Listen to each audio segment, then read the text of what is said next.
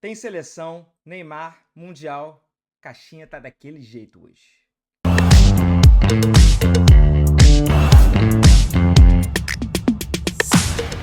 Salve, rapaziada! Simbora para mais uma caixinha do Canedo. Caixinha de perguntas, enfim, não tem nome exatamente. O nome do quadro é Caixinha.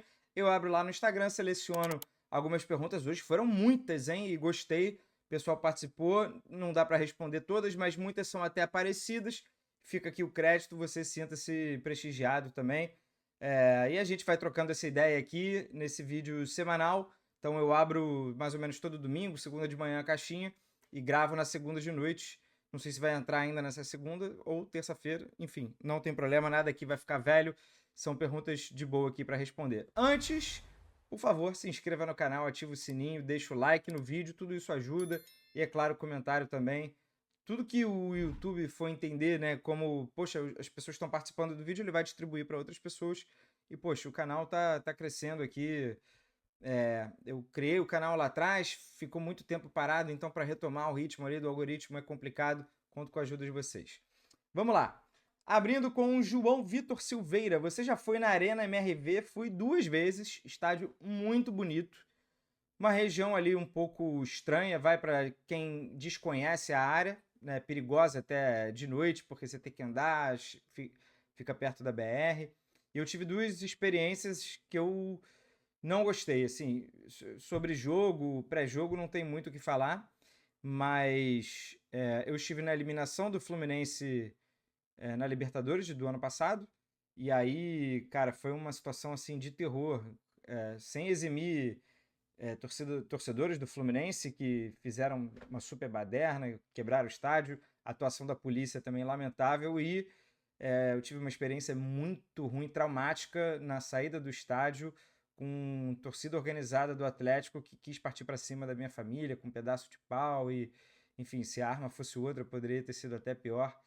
Nossa, assim, foi uma situação muito ruim, mas que também um pouco por desorganização nossa, da gente não ter se planejado em transporte pós-jogo, e aí foi andando, tentando pegar Uber ou táxi, alguma coisa, e, enfim, quando a gente viu já estava na beira da BR, tudo apagado, né, um breu total, e aí veio torcida do Atlético querendo fazer uma justiça com as próprias mãos, enfim, foi uma situação bem ruim. A outra foi na final da Copa do Brasil, uma linda festa, assim, antes, durante o jogo, e aí no fim também, lamentavelmente, vários torcedores, e não só organizada, mas também torcedores comuns, entre aspas, do Atlético, embarcaram assim numa vibe lamentável, quebraram o próprio estádio, tentaram invadir, e já mesmo antes do apito final, assim, pessoas ali com raiva nos olhos, é, tentando adivinhar se tal profissional que estava ali no gramado torcia para o Flamengo, aí começava a atacar coisa, ofender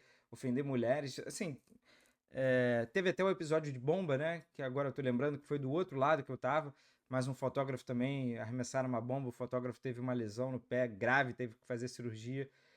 Enfim, em relação à torcida do Galo, não tem como generalizar, claro, tenho amigos atleticanos maravilhosos.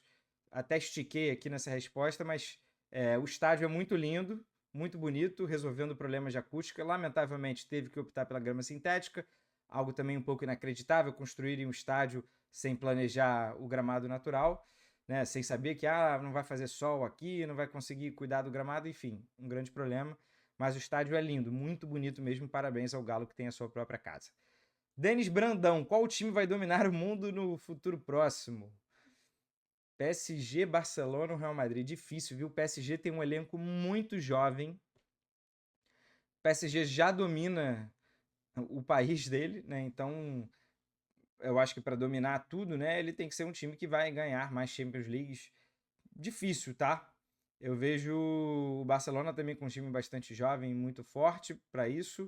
O Real Madrid que está sempre presente quando a gente fala de Champions League. O Real Madrid vai no automático. Eu acho que são 3 times que vão figurar sim entre as principais forças. Vamos botar algum time inglês aí. Mas assim, o legal é que ano a ano vão mudando também os personagens, né? Os clubes. O Manchester City talvez volte a dominar, né? Dá pra gente dizer que o Manchester City só ganhou uma Champions, mas dominou, né? Dominou o futebol ali naquela era Guardiola. não ganhando títulos, mas imprimindo, né? Não ganhando títulos, quando eu falo, é Champions League, né? O alto da cadeia ganhou uma Champions, mas chegou longe em várias, né? Ganhando Premier League. Eu acho que domínio, essa é uma definição mais próxima, vai? Então, temos alguns fortes candidatos aí. Eu ficaria com PSG, Barça, Real Madrid.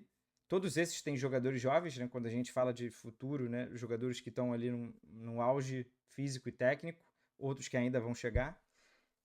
E botaria algum inglês aí. Talvez City, talvez Liverpool, talvez Arsenal.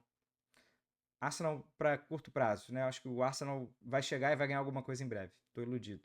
Me respeitem. Will Soares faz um dossiê dos adversários dos times brasileiros no Mundial. Aí é o seguinte, eu não vou agora, né, responder essa pergunta, né, fazendo um dossiê, mas eu quero levantar uma sugestão. O que vocês acham de na semana que vem, que antecede a minha viagem e também antecede o Mundial, fazer uma espécie de guia? Não só dos brasileiros, de repente separar por grupo. Eu me interesso muito, assim, de ir a fundo, estudar. Não sou o Rafael Oliveira, não tenho conhecimento do Rafael Oliveira que ele tem sobre times, principalmente de outros continentes. Mas eu acho que é um tipo de conteúdo legal, que fica. O que vocês acham? Que tipo de guia, que tipo de conteúdo vocês gostariam de ver? Deixem aí nos comentários. Kaique Fontes, como se sente sabendo que o Dembélé vai ser o melhor do mundo? Tá com pinta, né? É o que parece. Vamos lá. Não seria tão absurdo quanto... Não dá pra dizer que seria absurdo, né? Eu discordo. Na minha opinião, é o Lamine Yamal o melhor jogador da temporada. Lamine Yamal é o melhor jogador. Mas o Dembélé vai carregar aí os títulos, né? Ou, principalmente a Champions League. Ele já ganhou o prêmio de melhor da Champions League. O Vini ganhou também, não fez diferença. Mas aí tinha uma Eurocopa. Agora tem um Mundial. Vai lá saber o que vai acontecer nesse Mundial, nessa Copa do Mundo. Qual peso vai ter. Mas eu acho que ele é favorito. Hoje, né? 2 de junho, 3 de junho, o Dembélé é o favorito a ganhar. E assim, não concordo. Não concordo. Mas pra mim não chega a ser absurdo. Eu tô quase criando uma guerra mundial lá no Twitter. Como o Twitter é peculiar, né? Porque eu já vi duas manifestações sobre o Vitinha ser o melhor jogador. Aí é pra refundar o futebol. Pô, jogou muito, parabéns, baita meio-campista, baita temporada. Se o Vitinha for eleito o melhor jogador do mundo, daqui a 10 anos os caras vão olhar pra essas listas aí e vão falar: porra, que piada o futebol na tua época, hein? Caraca, Vitinha? Não dá, né? É uma forçação. É como se, assim, abriram um portal lá com...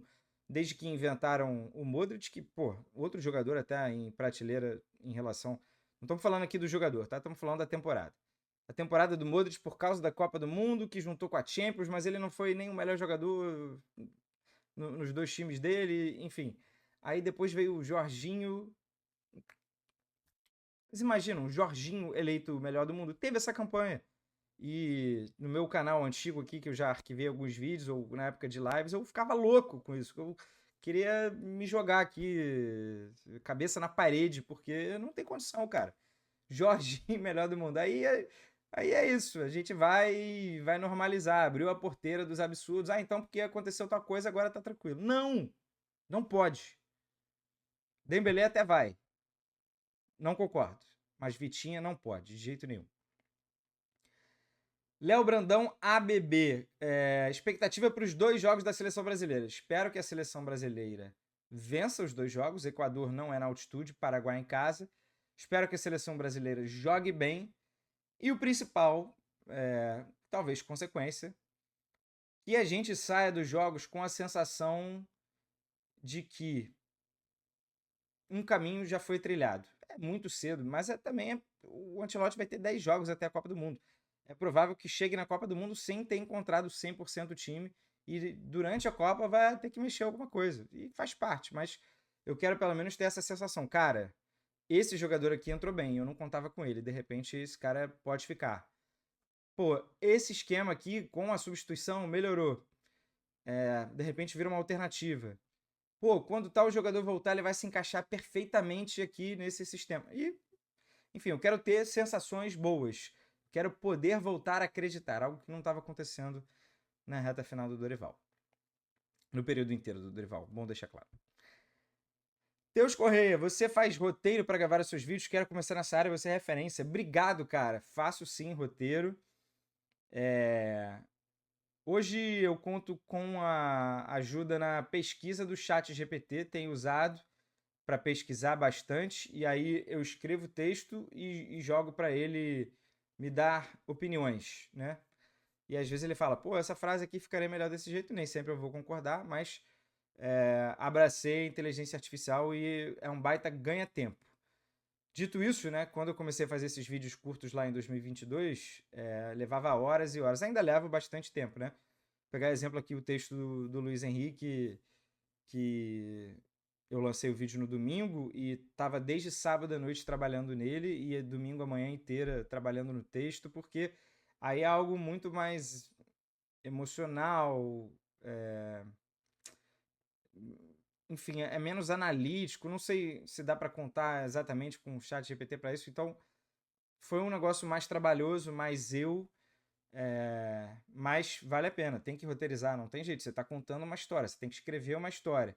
Mesmo que gravando um vídeo como esse de 20 minutos, eu às vezes não faço um roteiro, ou, por exemplo, esse é um vídeo de caixinha de perguntas. Eu leio aqui a pergunta e respondo.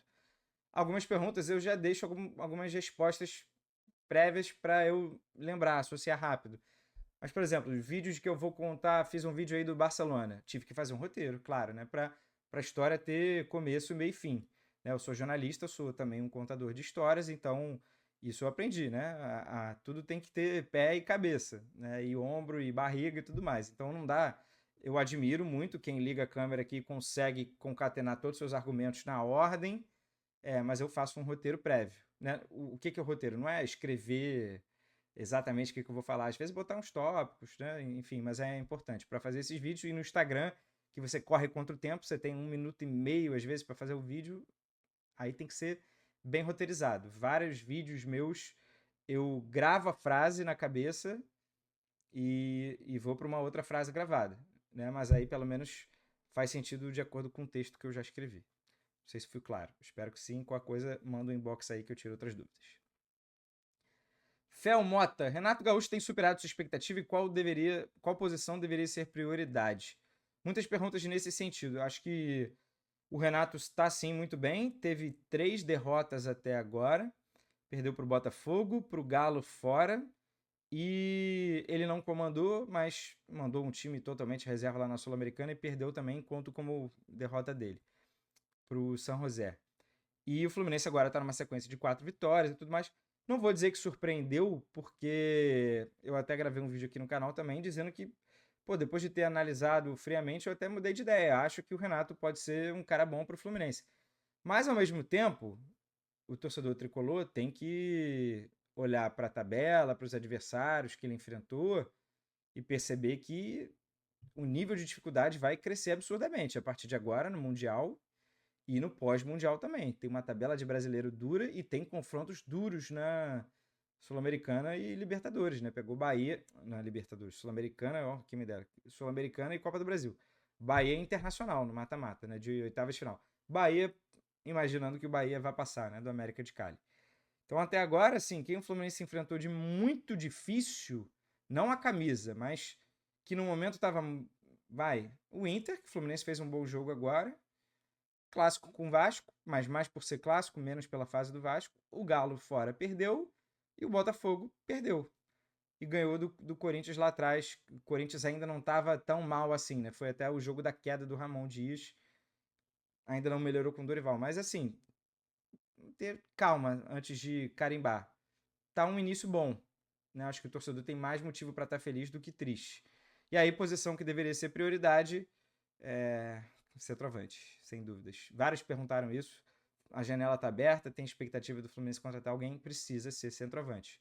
Mesmo que o Cano volte, não é mais o Cano de 2023, de 2022. O Fluminense precisa urgentemente de centroavante, até porque o Everaldo tem dificuldade de dar sequência lendo as jogadas, não vai jogar bem todo o jogo. E é centroavante, para mim, é centroavante titular que o Fluminense precisa.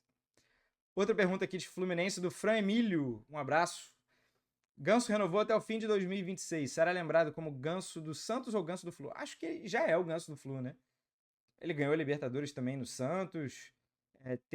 Tem o lado lúdico da parceria com o Neymar, de ter surgido lá, ter sido um garoto da Vila, mas ele já está há muito tempo no Fluminense, desde 2019 e desde 22 vai jogando muitíssimo bem. Um ano melhor que o outro, né? Eu acho que 2024 dele foi maravilhoso, 2022 também. Ganhou a Libertadores em 2023 jogando bem boa parte do ano. Pô, é um cara que virou bandeira assim do clube. E se ele for parar no Fluminense, então acho que ele vai ser muito mais lembrado como o ganso do Fluminense. Aí não tem jeito, é a casa dele, o filho dele joga no Flu. Acho que não tem muito para onde correr daí. É o ganso do Flu. DC Padilha, vai pro Mundial pensando 100% nele ou turistar também? Cara, difícil essa, né? Porque além dos 3 jogos do Flu, eu queria muito ir no Flamengo e Chelsea. E Palmeiras e Inter Miami em Miami. E de repente mais algum jogo do Palmeiras ali em Nova York. Palmeiras e Flu vão jogar nas mesmas cidades. Só que é difícil abraçar o mundo, né? Os ingressos também não são exatamente baratos. E enfim, tentar conseguir ir para o jogo, mas sabe que o dia do jogo é praticamente você vive em função daquilo. Tem que chegar com muita antecedência e tudo mais. Sai em outra cidade, que é em Nova Jersey, eu vou estar em Nova York. Mas é isso. E em Miami também. A minha sorte é que eu já conheço as 2 cidades, Nova York e Miami, as cidades que eu vou. Então eu meio que não tenho aquela seca de fazer qualquer programa turístico. Dá para escolher a dedo. Num restaurante maneiro, pô, sei lá, se der e conhecer né, bares, né, bares legais, tomar uma, fazer amizades, rever amigos, né? Talvez mais essa vibe do que exatamente, pô, turistar, hoje eu vou acordar cedo, vou lá pegar a balsa para ver a Estátua da Liberdade. Acho que não vai rolar, não. E mais em função do Flu, né? Torcida do Flu, pô, dia de jogo, pós-jogo. Vamos estar lá vivendo também, né? Vivendo o Mundial. Isubrosa, qual brasileiro tem chance de ir mais longe na Copa do Mundo de Clubes? Ainda é o tema. Acho que é o Palmeiras. Pelo grupo, que tem Porto, Inter, Miami e Al Ahly, são forças próximas, não tem aquele europeu que mete medo, tem um africano muito forte, tradicional, e tem um time que vai jogar em casa ali que não anda tão bem das pernas, mas tem o Messi e tal. Eu acho que o Palmeiras tem boas chances de passar em primeiro e de repente ali num cruzamento com aí o cruzamento tinha esquecido desse detalhe, né? O cruzamento é com o grupo do Botafogo, que tem PSG e Atlético de Madrid. Então, quase que obrigatoriamente o Palmeiras vai enfrentar um europeu nas oitavas. Aí, enfim, tem o Flamengo que tem um cruzamento com Bayern, Benfica ou Boca. O Fluminense que tem um cruzamento com River, Monterrey ou Inter de Milão, se o Fluminense passar. Tá difícil. Eu chuto que o brasileiro que vai mais longe vai chegar nas quartas. Acho que tá mais para Palmeiras.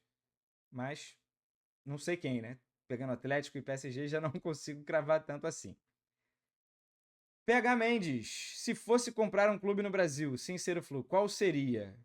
Cara, Vasco pela torcida, pelo tamanho da sua torcida e por hoje ser uma oportunidade de mercado.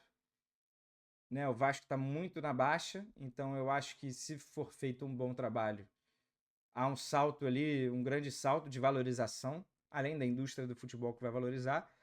E talvez o Santos, pela marca Santos e pela base, pela grande produção de talento que o Santos tem, que já tem automaticamente. No Vasco, o Vasco é até um time que revela, mas não revela com tanta frequência como os clubes que mais revelam no futebol brasileiro. Então, para o Vasco dar dinheiro, né, teria que ser de outras maneiras. O Santos, não, ele já consegue dar um retorno através da venda de atletas e não precisaria ser feita muita coisa ali na base do Santos. Né? Muita gente já vai jogar na base do Santos, meio que também no automático, pela história, pela oportunidade que o clube dá. Mas é isso. Pô, Corinthians, seria maravilhoso comprar? Seria, né? Torcida enorme. Mas aqui também você tem que pensar ali no custo-benefício. Ou Vasco ou Santos, eu acho.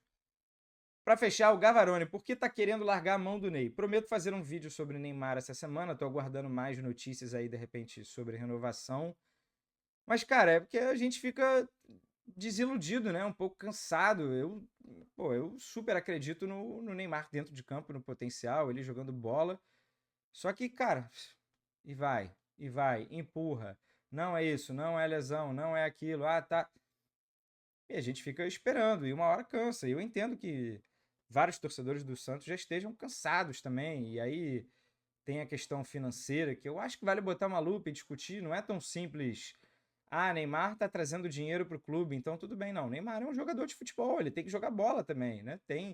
É o pacote completo, tudo precisa fazer sentido, né? Se o Neymar não joga, e até agora não valeu a pena dentro de campo, com certeza não, é, qual é o sentido dessa contratação? Então espero que ele renove, espero que ele, né, consiga jogar bola, salvar o Santos do rebaixamento, né, ter um segundo semestre aí só de brasileiro bem digno, que volte à seleção brasileira, mas está difícil, eu entendo quem cada vez acredite menos. Haters já existem há muito tempo e esses haters vão continuar, faz parte. Mas eu entendo que muita gente esteja assim, cara, tá difícil, né? Prometo gravar um vídeo. Aqui foi só um teaser sobre Neymar, tá?